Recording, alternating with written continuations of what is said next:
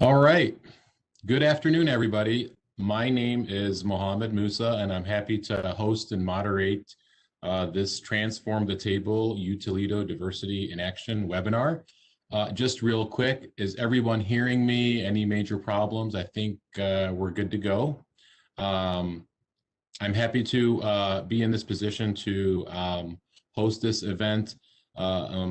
Just a little bit about me. I'm a double alum of this awesome university, 2001, 2004, main campus and the health science campus. I serve as an ER doc, a bunch of other stuff. Enough about me. Today, we're really here to focus and hear from our faculty and our students in regards to the topic of diversity, and not just diversity itself, but what are the action things that are happening with our faculty and with our students. And we're at a stage now where we want to hear more and more about this, because the more that we do hear, the more that we are comfortable with. So, kicking off this event, I'm so happy to introduce Dr. Kimberly Jenkins. But as you guys know, there was a big snowstorm yesterday, and we had more students on the panel and contributing. But with things getting shifted in the med school, their exams got rescheduled, so two of them could not attend. But I did want to recognize their names. And some of you might know them. First student is Chris Jackson. He's a first-year medical student. Unfortunately, he could not attend. And also Amisha Tutwiler. So I know they would have contributed immensely to this event, but unfortunately, exams and tests take priority at the end of the day. So we would just wanted to recognize their names because I know they made an effort to be a part of this. So switching back to the program here, please roll with the system here. There's always going to be some changes and modifications. So Dr. Jenkins has several titles here at the University of Toledo. We all fall into our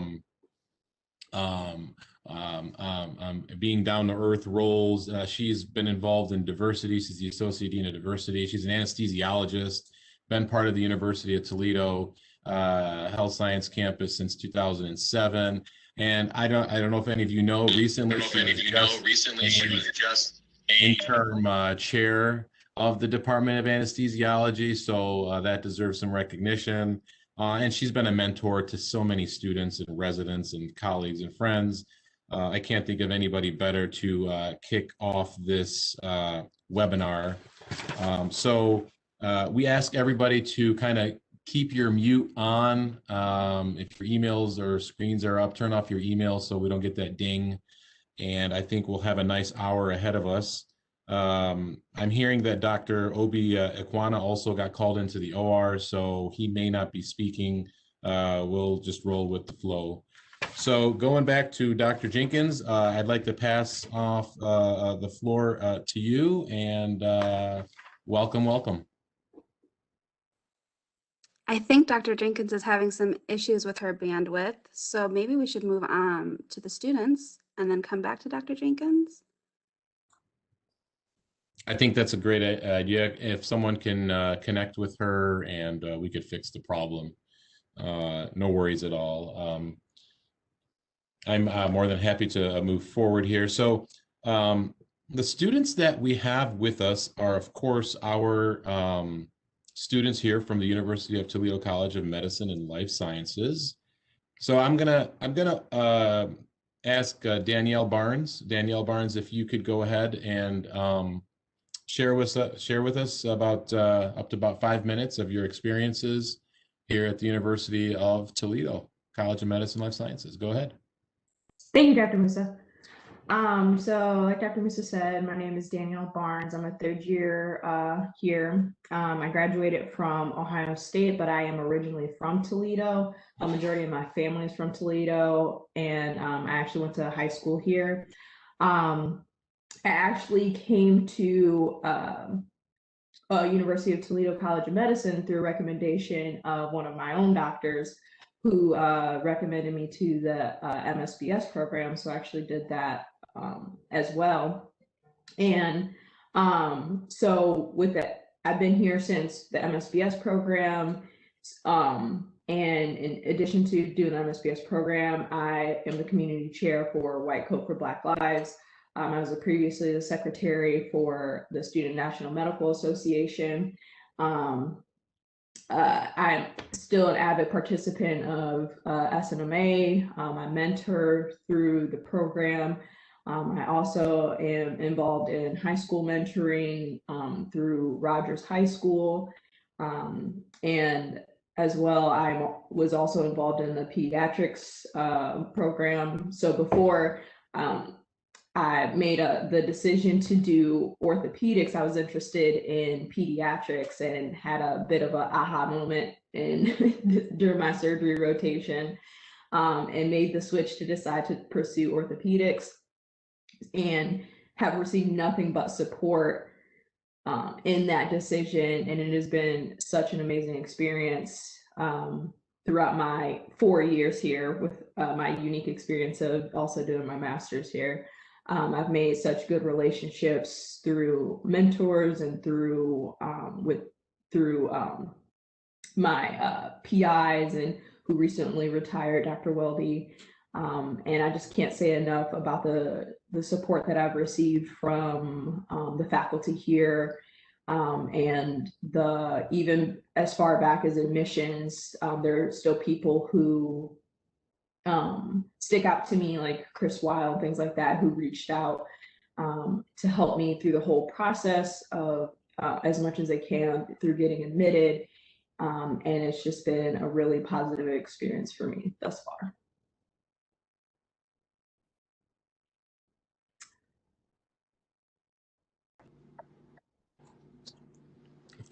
Thank you so much for that. Dr. Jenkins, are you ready? I'm ready. Can you hear me? Absolutely. We can mix and match between faculty and students, no problem. I think that's even better. So I'm going to let you take over. Okay, I just transformed the table a little bit. Yes, you did. Exactly. That's perfect. Okay. So you're not in emergency medicine or anesthesia if you don't know how to adapt to change. So I just welcome you to this meet and greet. We're hoping that this is the first of several events of this nature throughout the year. We just finished our strategic plan for diversity and inclusion for the College of Medicine last year, and one of the main goals in that plan is recruitment and retention and community engagement, and really promoting an inclusive environment. Next slide, please. And we're really trying to find ways to support the students who are here. The best way to recruit is to establish yourself as a place that is welcoming, a place where you can, as a student, go from just surviving to thriving. That's one of our goals. And I think when we're reaching out to you as alumni, we really want to take this opportunity to reintroduce ourselves. There are experiences that you've had. There's, the time that you were here. And then there's just this new influx of students, young leaders, as I like to call them, young doctors who really have a whole set of gifts and talents to offer, and really can use the type of mentorship and experience and guidance and support that you as alumni and all of us as faculty can provide.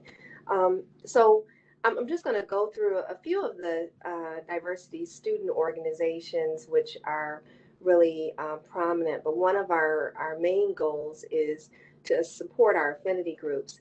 Next slide, please. We have the Physician Association for the PATA organization, Physician Assistant Diversity Association. We have Student National Medical Association, and you can go through the slides. White Coats for Black Lives, the National Black Graduate Student Association. And some of these are long-standing and traditional organizations such as SNMA. Some of them are new organizations, but all of them are really meeting the needs of our diverse student body.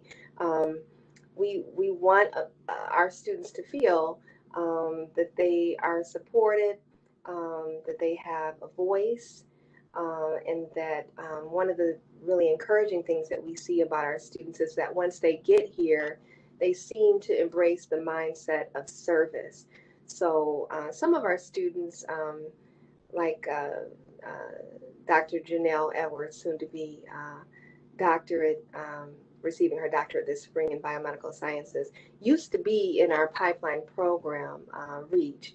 Then she went on to matriculate for undergrad here at UT and is currently in the doctorate program. And one of the things I find is that these students who were sometimes the recipients of pipeline and enrichment programs then turn towards ways that they can meet the needs of underserved and marginalized communities and underrepresented minority communities. So we aim to support them in that. One recent example is within SNMA. We have REACH programs and Toledo Stars program, which have outreach to high school students, but SNMA started their own mentoring program for a local high school just through this winter. And it really goes miles when you think about the ways that even with the burden that they have academically and in pursuit of these lofty professional goals, that they have that mind of service. And we really think that that really cultivates a true leader. They'll be here for a short period of time, but we know they have a career ahead of them, and we know that that really will enrich their experience as a physician beyond, the confines of the hospital setting or the clinical setting. Next slide, please. And so when we think about our strategic plan, it involves all of us. It's a way for us to have an ongoing conversation. One of the things that we've done in the last couple of years, and I'd love to hear from some of the alum on what types of diversity or activities that you were exposed to when you were a student here. But one of the things that we like to do is have an ongoing conversation, a diversity lecture series, so that we're constantly putting these issues and these speakers in our faculty and surrounding faculty as part of our mission and as part of our platform. We also support White Coats for Black Lives, which has had a really fascinating seminar series where they're addressing issues in medicine related to cultural competency, diversity, and health equity. And these have been regular series started from students for the entire College of Medicine. White Coats for Black Lives, by the way, has had over 300 plus members join in less than a year. And a lot of that is related to many of the racial injustices from last year, and just a need for the College of Medicine to turn inward and see what can we do to make a difference and an impact in these communities, and to be very clear about our statement against some of the brutalities that we've seen even in recent years. So we have a lecture series, and we have, you can go to the next slide, we also have several roundtable discussions and town halls. Some of the faculty panelists have been a part of these, so that we are really engaging in these difficult conversations. We know they're just as difficult for some of our faculty members as they are for our students, and we're okay with that. We think that that's part of your education beyond these four walls and beyond, what will be on that board exam. And so what we're trying to do today is pivot towards the students, because I'm very proud of the students that we've recruited in these last several years. Even in the last year, because of very intentional recruitment efforts, we've tripled our underrepresented minority student numbers, which is, again, it's not accidental. It doesn't just happen. It takes some intention, because a lot of these students that we have are recruited elsewhere. There are several colleges around the country who are pursuing, the best and the brightest, our students who have eventually chosen to matriculate here. So we, in the last couple years, have hosted the RMEC conference, which is the largest regional medical education conference for minority student body. We've hosted that here for the first time in 15 years. And that was an opportunity for us to reintroduce ourselves to some and introduce ourselves to others as a place where you can belong and where you can feel supported and welcome as you're stretching towards your goals. So without further ado, I think that might be the last slide. Is that right, Vanessa? I want to kind of turn towards, and I'll say a few words on our pipeline programs, turn towards the students. The students have stories to tell. The students, they're not a monolith. And, the students on the line are underrepresented minorities, but that's, just one small facet of who they are. They have overcome challenges. They are really excelling academically. They have embraced leadership roles, both regionally and nationally, that we're very proud of. And they have served as mentors. Our pipeline programs would not flourish in the way that they do if it were not for the dedication and the commitment of our student body.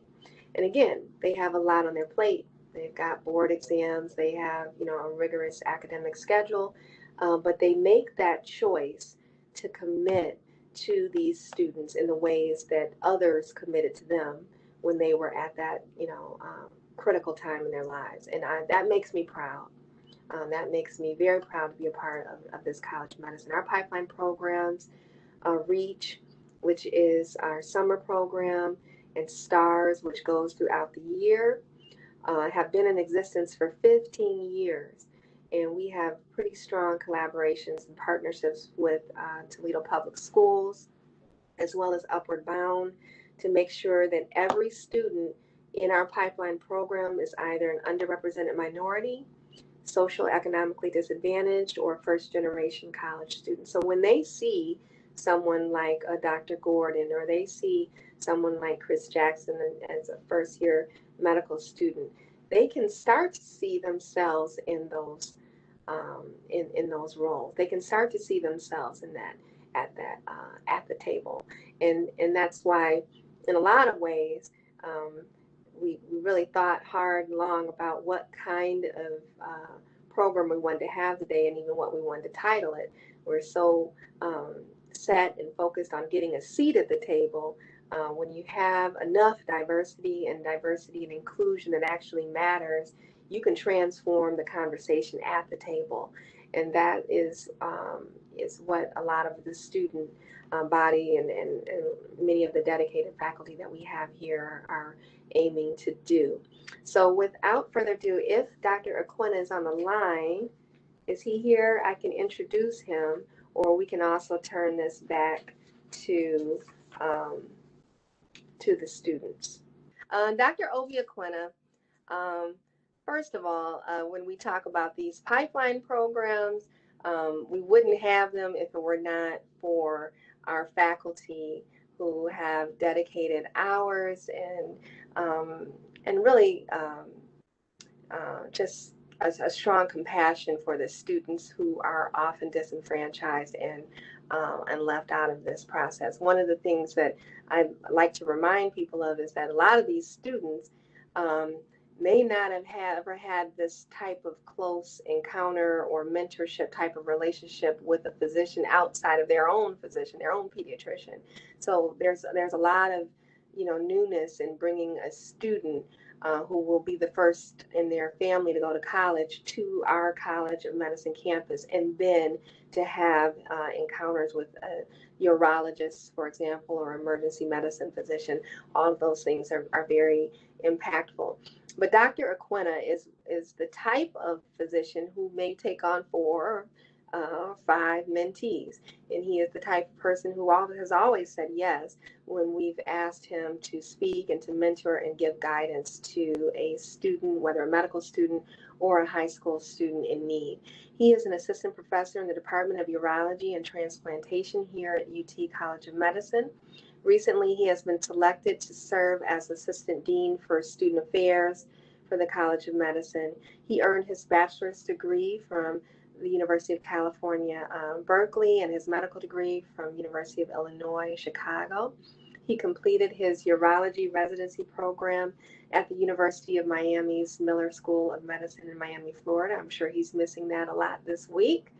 Dr. Ekwenna also completed a 2-year multi-organ abdominal transplant fellowship at the Miami Transplant Institute.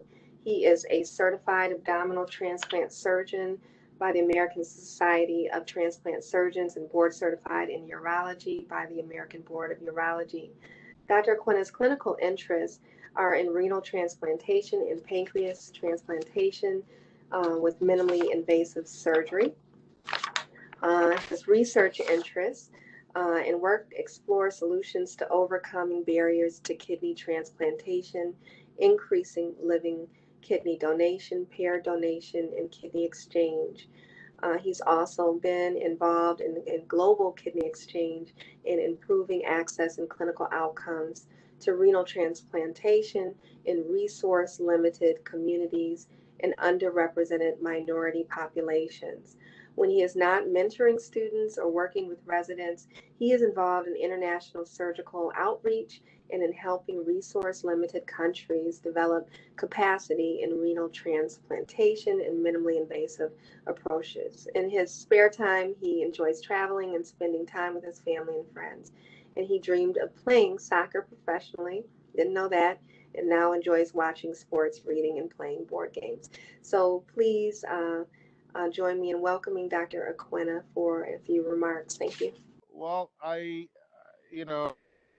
between the seats here, but I am again thankful for this opportunity to be part of this incredible work that's being done. Thankful for Dr. Jenkins and obviously the students for what they're doing. Over the past years, I think we've continued to make progress, and looking forward to continuing to do what we can to increase the diversity of our student body, the faculty body, and improving the health of our community.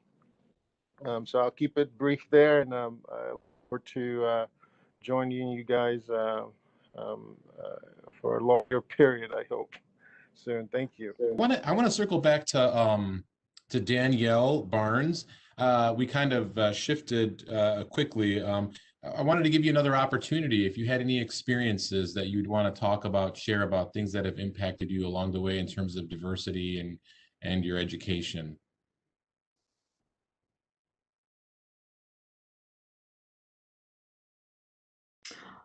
Well, for me, in terms of diversity, it's been really important to me to help others who in my position. So I've always known I wanted to be a physician from the time I was little, but I never knew exactly how to get there. No one in my family is a physician. So it was a lot of struggling and stumbling along the way, figuring out how I'm supposed to get there, taking MCAT, what classes I'm supposed to take. So for me, having the opportunity to mentor through the pipeline programs has been huge.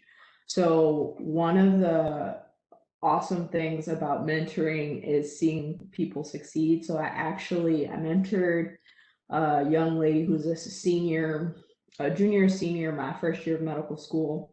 And this past semester, I got a text from her, and she is a sophomore or a current freshman at Ohio State, and she remembered me, and she reached out to me letting me know that she graduated valedictorian from her high school, and that she's doing well in classes, and she still keeps in touch with me to this day. And she's actually planning on attending University of Toledo for medical school. So yeah, that's probably one of my favorite things. You know, it's great to be there for the students, and it's even better watching them succeed, knowing that you were able to help them get there.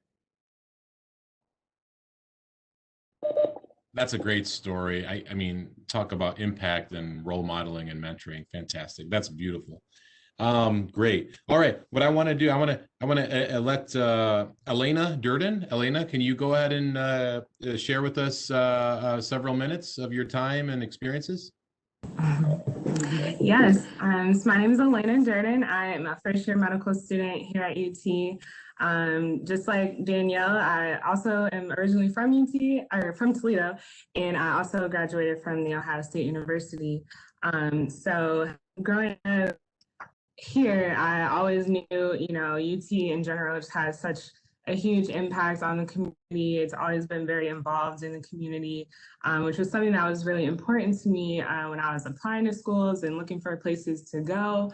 I knew I wanted to be at a school that was really involved in the lives of the people around.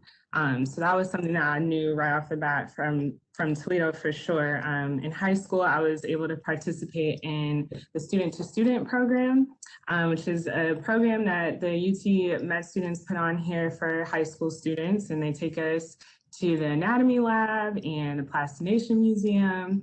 And we even got a chance to do a human dissection, which was really scary to me at first, being, you know, a high school student, but being able to go through that experience and do that human dissection literally helped me so much. Like now we've been dissecting all semester these past few months, and you know, I was excited, I was ready, I was mentally prepared because I was able to have had that experience in high school, you know, from the med students who helped me.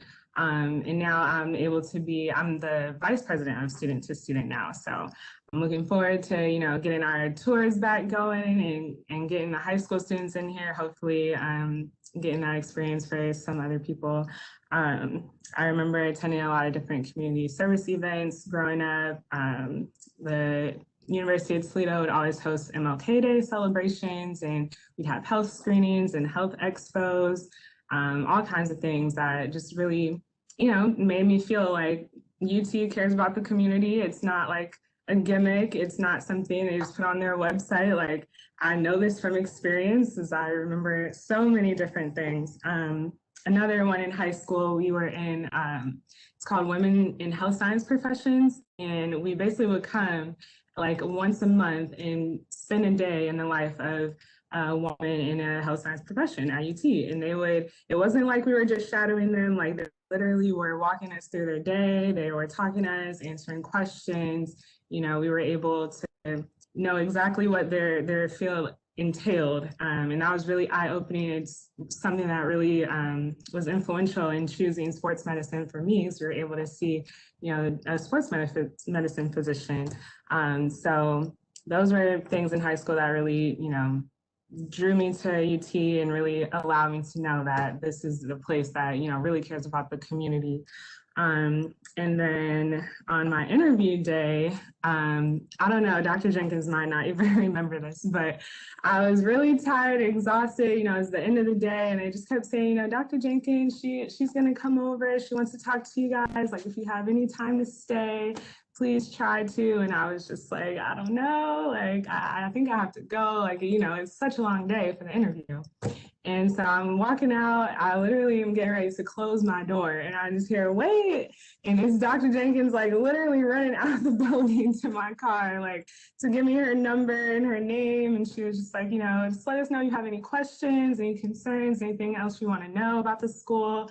And I was like, wow, that was, you know, something that had never happened at any other interview. And that same support and passion definitely has continued and been very prevalent throughout my time as an actual medical student. So I became the community service chairperson for SNMA in my first semester, and any idea that I brought to Dr. Jenkins or Office of Diversity, they're like, absolutely, you can do that. What do you need from us to, make that happen? What can we do to make that easier for you? It has never once been like, no pushback whatsoever. So I do believe 100% that they're very dedicated and committed to, the students having good experiences and doing the things that, we're passionate about. So, there was a slide in the PowerPoint that was showing a picture of the barbershop initiative, which is something that unfortunately we weren't able to continue this year, but, that's something that students brought up the idea and said, we want to do this. We want to go into the community, our community, the people that look like us and that, would be receptive to us. And we would just talk to them about, blood pressure and taking their vitals and different things like that, just making sure, people know how to stay healthy. And that's something that, we want to continue all the way through, and that the faculty and staff have been super supportive of. So I definitely feel like, whatever we want, whatever the students want, as far as, different events, different programs, faculty and staff's definitely there, and they for sure put a lot of effort into making sure we feel, a good community as minority students and people of color. They want us to feel welcomed and they want us to feel supported, and I for sure do. I know the rest of my classmates definitely do. So definitely a good choice. Definitely glad to be here. And I think we have. Wanted to chime in on something. Yes, I do remember chasing you down in that parking lot, and it was well worth the pursuit. With Danielle, first, I just want to say, anytime there's a student in need, anytime that they're struggling, Danielle has reached out, done one-to-one mentoring. She does mentoring for a boot camp before we've even started orientation, and helps students with their study skills and strategies, and has always said yes, even in the midst of her studying. And Elena is the president of SNMA currently, and I was waiting on her to mention this, but she did start this new mentoring initiative program, brand new this year, for high school students in the area, high school URM girls in the area. And that is, that's one of those things that we talk about when we talk about young leaders. Our pipeline programs have been around for 15 years. She's been here for less than a year and has already started her own project, which will persist in the legacy long after she graduates. So that's the type of person that we're just really proud that we've been able to recruit here within the college. So thank you. I think there's a lesson in that interview experience where you, Dr. Jenkins, you went outside the box to chase her outside and talk to her. And I think more of that is needed, because I think sometimes when it comes to students who are of underrepresented communities, trying to fit us into the normal way interviews are done, and you're sitting across the desk or in a Zoom, you don't know if that real connection happens. But if someone chases me out to the parking lot to give me their phone number, that's genuine, that's real. I feel welcome. And I just think more of that is needed, especially in this environment that we live in now. So I was going to have some fun with this and ask you if you did remember chasing her to the parking lot, but of course. So great. I'm going to keep the ball rolling to Darren. Darren Gordon, he's an M3. Darren, the floor is yours. Hello, everyone. So yeah, my name is Darren Gordon. I'm a third-year MD PhD student. So I've been at Toledo for a while. I completed my PhD last year and started on to my clinical training. I started at University of Toledo in 2015, so it's kind of different because it was like a different curriculum, different type of support. I'm originally from Detroit, and I went to school at the University of Michigan. And then I started a master's program and applied to med school. And the year I got in, I was actually planning to defer because I was in the first year of my master's program. And when I talked to my one of the guys who became my mentor, my late mentor, Dr. Ball, he really convinced me to come to UT. And I was like, okay, I mean, that's a lot for me, for someone just like what Dr. Jenkins did, for Elena, to go out of your way to really encourage students to come to the university and to really seek them as a potential mentor. That was something very important to me, and I felt like I moved in those ways. So that was the, kind of the way that I got to UT. And I think ever since being here, my opportunity to do work for my community and do things that were just interest to me have been, wholly supported by the university. So I've served in several positions. I was the SNMA president for a year. Then I served on national levels within the SNMA as the regional director for a few years. And then I was the national speaker of the house for the SNMA. And I also did work for my other organizations, such as my fraternity, Phi Beta Sigma Fraternity Incorporated. And during this whole time, the administrators have been very, very, very helpful in helping me secure the resources. When I was the regional director, I talked to Dr. Cooper, and he understood the importance of supporting me in my role. As the regional director, I connected with all the schools within the Ohio, Indiana, and Michigan region, and was able to figure out what sources do we need as individual schools and as a region in order to be successful students of color going into our respective fields. So that was a very rewarding opportunity, and I was just happy that I got the okay from Dr. Cooper and got even some financial support during my time. I was very appreciative, because that's not often the case for other universities. And what it did was highlight the fact that the university does care about its students' success, and they are interested in figuring out what can we do in various different facets to help students. So in addition to helping me out in my role, they also supported the SNMA to go to our national conventions to help recruit students as well. They assisted me in various facets.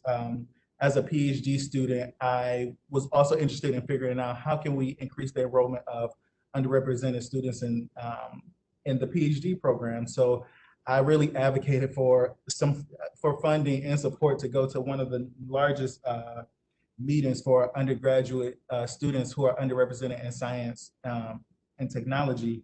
And I was happy to get the support from the university to do so. And it was just a beautiful opportunity to connect with so many students and figure out, what can we do to directly recruit students and try to get them to come to UT. So I've been here for a while. I did a lot of things, and I've been appreciative of the support. And I'm always willing to, help out students if they need help or advice during any phase. I mean, I'm not an M4 yet, so that we'll leave that to Jason to help the students out at that level. But I feel I've been very supported by the university, and I've been respectful of the initiatives that have gone out, especially with Dr. Jenkins taking on a role. I know as a physician and as an administrator, and the same for all the other faculty panelists, that it can become a lot, but I see no wavering when it comes to her ability to talk to students, connect with students, try to figure out what we need to get our individual goals met, as well as figuring out how those actually intertwine with the goals of the university. So I've just been appreciative of my time here, and especially of knowing that I have mentors like Dr. Jenkins to help me out along the way. Thank you, Darren. Shout out to Dr. Gordon because he always says yes, even at the last minute, to be keynote speaker for our incoming URM students at the last minute, to be on the roundtable discussion with the entire university dealing with racial and social injustices, as we had several town halls last year related to George Floyd and other tragic instances. So he has always said yes, and I just appreciate that. And so it helps us to know that, whenever he needs support, it is our responsibility to support, him and other students like him, because he is willing to serve and to really give back to, even especially kids are helped the most. Darren, it looks like you're at ProMedica Toledo Hospital. Which rotation are you on? I'm currently on it. On which one? Internal medicine. Oh, very good. Very good. Excellent. Excellent. Well, stop by the ER sometime if you want. I'm down there a lot. So thanks for your words. We can open it up for questions in a little bit. I want to bring in Jason Wademaker. He's an M4. He's getting ready to submit his residency match list. I've met with Jason. I like Jason a lot. He's a role model. As a residency program director myself, I would love to have him in my program, but of course, he is got a lot of potential to go wherever he wants. Hope I'm not putting the pressure on you there, Jay. But the floor is yours, and let's hear a little bit about your experiences. Awesome. Hi, everyone. I am Jason Wademaker. I'm a fourth-year student, like it's been said, going into emergency medicine. I'm also born and raised in Toledo, so it's another Toledo native on the panel. I went to Toledo for undergrad as well, and I think, an important part of what we're talking about here today is support and mentorship, and I think my time during undergrad is where I first felt that.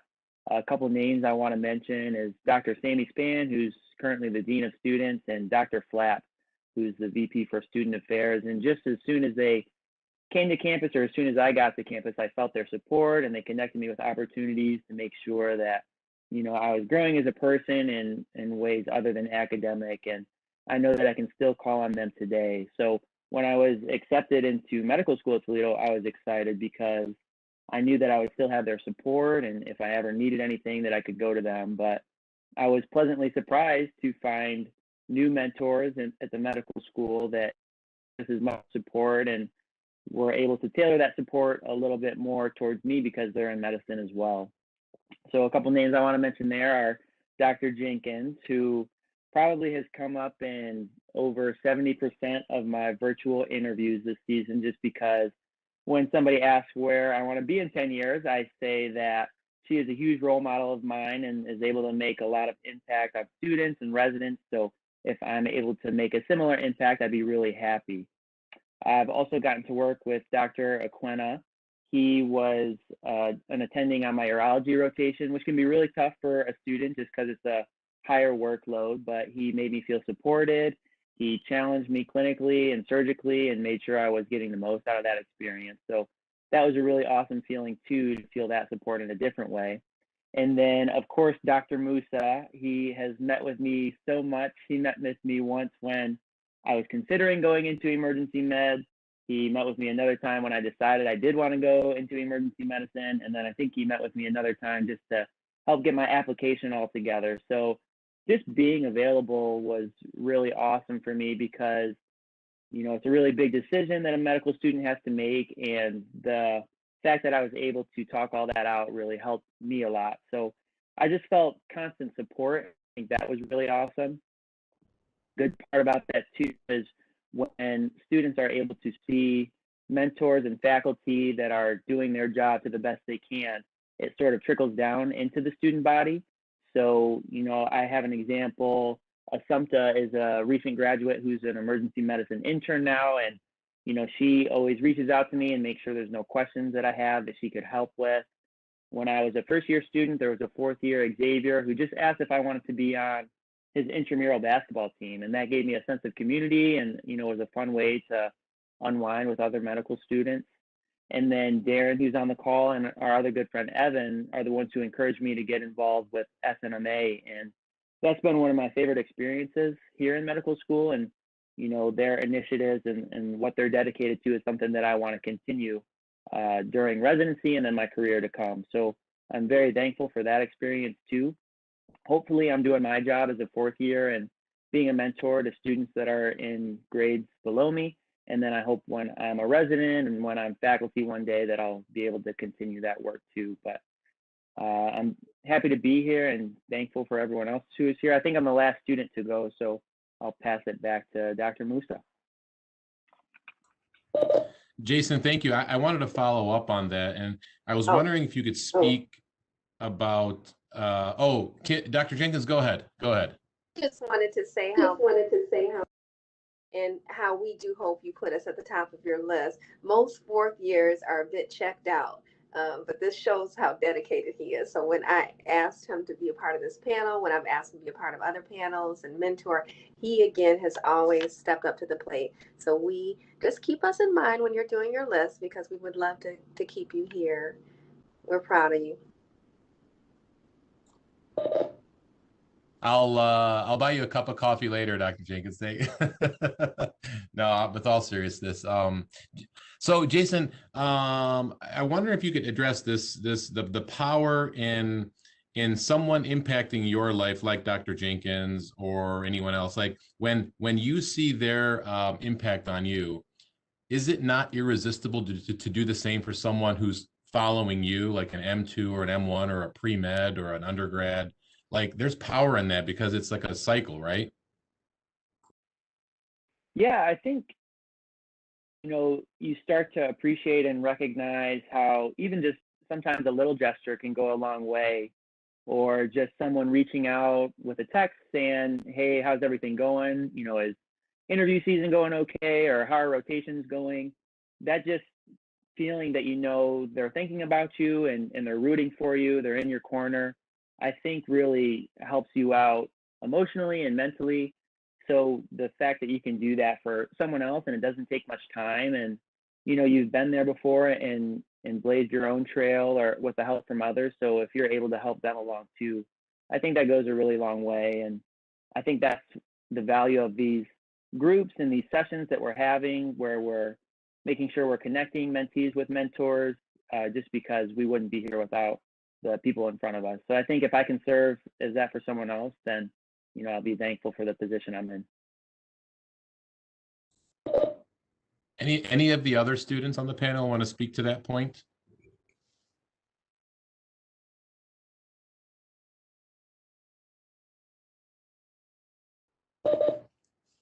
Yeah, I'd like to say. I think being a part of SNMA, I've really started to embody the idea of helping out the next person, preparing the next generation. It's very important that we are aware of how we kind of like the critical points in which we can impact lives. And sometimes if for some people it's a little bit later on in their career, it could be their first year of med school. Sometimes it's they're when they're in the third grade. So I think it's important that we come to recognize that that's as a SMA member, that's almost a duty. It's like, when you join, it's like you need to be aware and prepared to think about and be persuaded to want to help the next generation, because one of our missions is to really increase the recruitment, retention, and enrollment of underrepresented minorities, specifically Black students, into med school. And like I said in my other previous appointments, I've been interested and engaged in that, or even graduate school, getting students to become PhD students. To be PhDs is another important aspect that we don't want to miss out on. They do both, I'm always happy about that. But yeah, I think that's just a very important thing that we all should always keep in the back of our minds.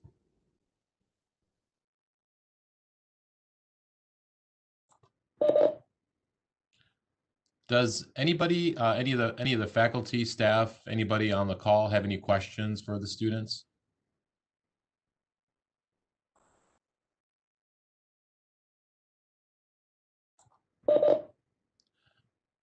I do have lots of questions, but I don't want to take them all. I'm just giving you a chance to. So I'll ask a question while others are thinking for the students. So what, in your opinion, do you find to be the biggest challenge for students, faculty, patients, whoever, of non-underrepresented communities to understand, your position or your feelings or where you're coming from. Anybody want to speak to that?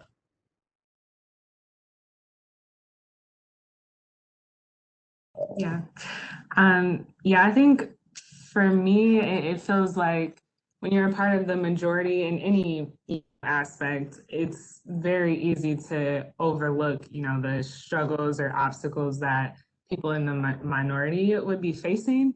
So I think, in this field that is predominantly white, predominantly male, it's easy for people in that population to overlook it. And it's not intentional. It's just something that you don't have to think about on a day-to-day basis.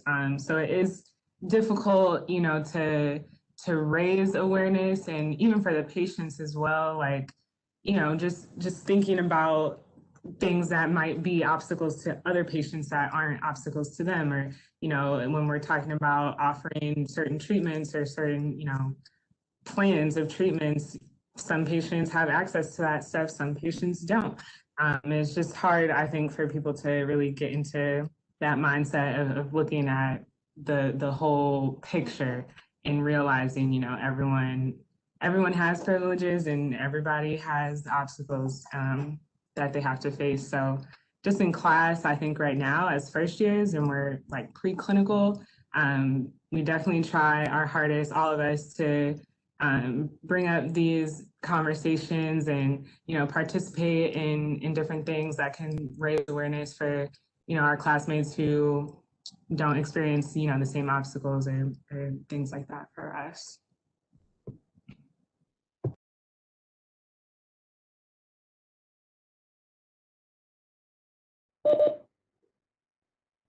Thank you for sharing that. Thank you very much. Some questions that we have. So like for the students, who would you say is like your support system, and how have they helped you? And I think more so, not necessarily like faculty, but who else is your support system in getting through these challenges that you deal with?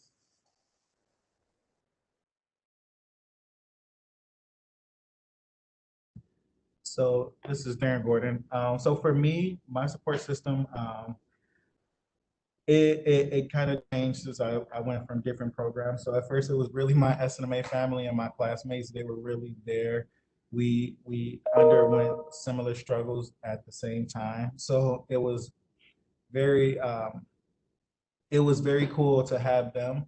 When I got into the PhD, kind of shifted. My SNMA family became like my roommates, but I had to like be able to connect with other people on my campuses, at least in a PhD part of the program, uh, to feel sane, to feel heard, and to really also have them have an outlet. So I began to connect more with those students and try to create more formal lines of communications with them. So when I started over there, there wasn't a lot of people actually interacting with the students, especially minority students. But I felt like I was I played a role in at least connecting some of the students with appropriate mentors or just the appropriate networks within ourselves. So then that's how we started to reactivate the Black Graduate Professional Student Association that Dr. Jenkins spoke of a little bit earlier. Just making sure the students know that there's other students out there who may have like similar struggles that they can, definitely reach out to and connect with. So a lot of the other graduate students have been a good support system for me, and of course, family, friends, and loved ones help keep you sane when you have to complain about something. But I think those have been the key players, at least in my eyes.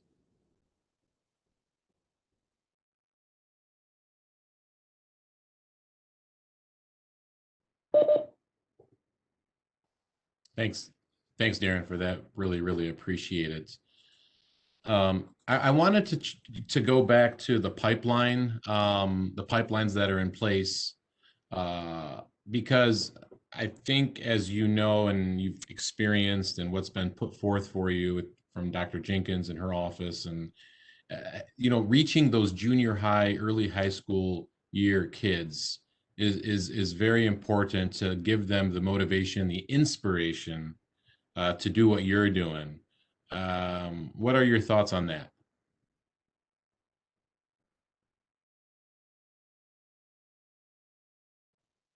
Was that to me specifically? Anybody, and I'm sorry, I should have directed anybody really. I can speak to that, Dr. Musa.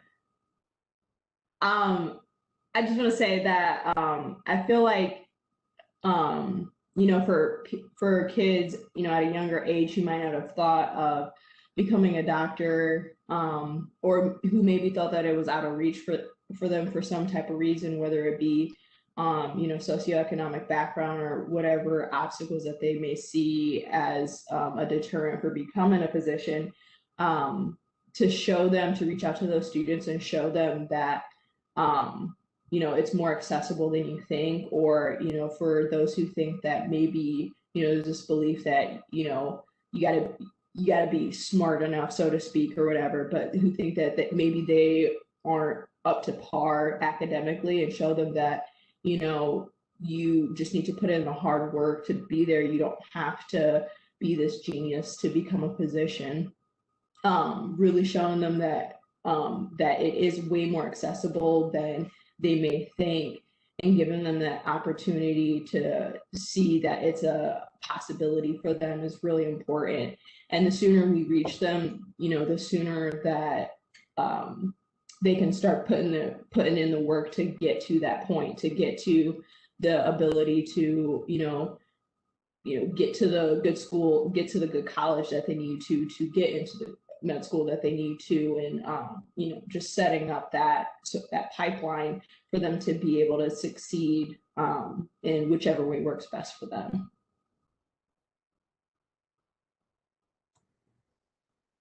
Absolutely, totally agree. The earlier, the better. So at this point, what I'd like to do, I'd like to give everybody a final opportunity to share an experience, a thought, faculty, students, staff, as we're kind of winding down before I turn it over to Marcus. Does anybody have any final thoughts or comments? I'll just start. I'm just really proud of our students.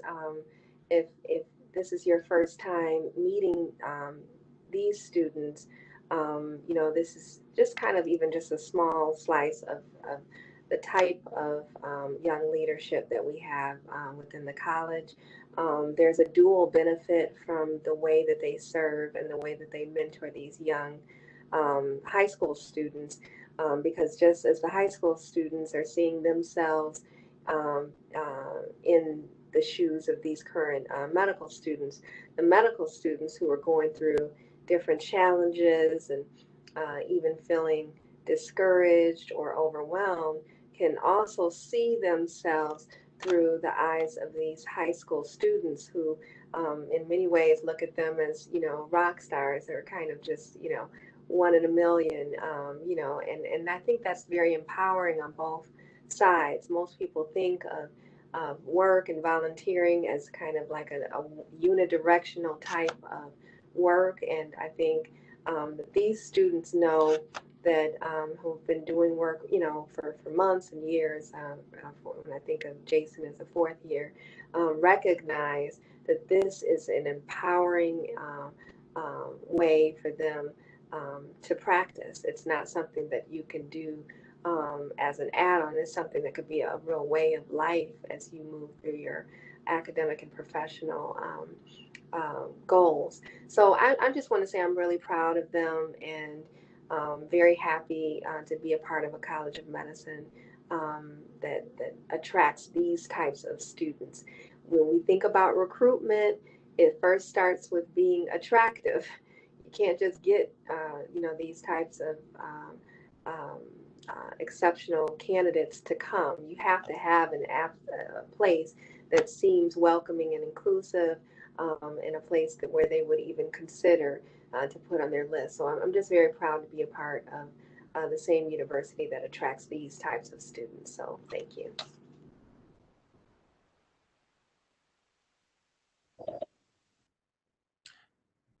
Thank you, Dr. Jenkins.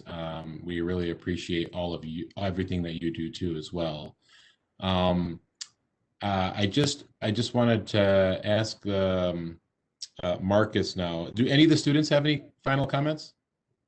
We want to hear from you. If not, that's okay. We understand. I'm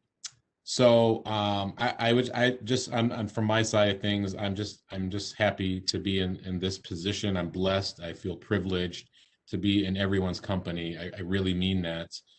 I do want to share one good story. Can I do that real quick about Dr. Ekwenna? Forgive me if yes.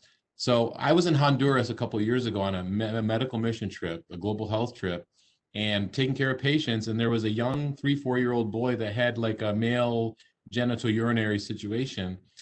And I literally picked up my cell phone and I called up to him. I don't know how much that call costed, but he gave me advice over the phone from Honduras to the USA back, to give this family down in Honduras some guidance. And that's how I remember him. I know he wasn't on the call very long, but that kind of empathy and that kind of time that he took is, I think, representative of this whole panel and everybody here. And that's why I'm honored to be amongst you guys. I know Marcus wanted to thank everyone for attending and for the alumni to serve as mentors. And hopefully in the future, there's going to be more events like this and we can all reach out to him. I'm sorry, Marcus, I'm stealing your thunder, but looks like it's not working on your end. And then finally, we just wanted to, on behalf of the College of Medicine and Life Sciences alumni affiliates, thank you all for attending today's webinar. Special thanks to you, Dr. Jenkins and Dr. Ekwenna, and to the students involved in today's presentation. If you're not a member, we encourage you to join our Alumni Association by visiting our alumni website. As a friendly reminder, this event is being recorded and it will be available in a few days. Thank you and go Rockets. The men's basketball team won last night and the women's basketball team is playing today, so let's support them. And I think that will... Dr. Rosa, thank you for being our MC. You did a wonderful job and you've always said yes when I needed help with the programs as well. So thank you so much for being an excellent mentor. Thank you. Thank you.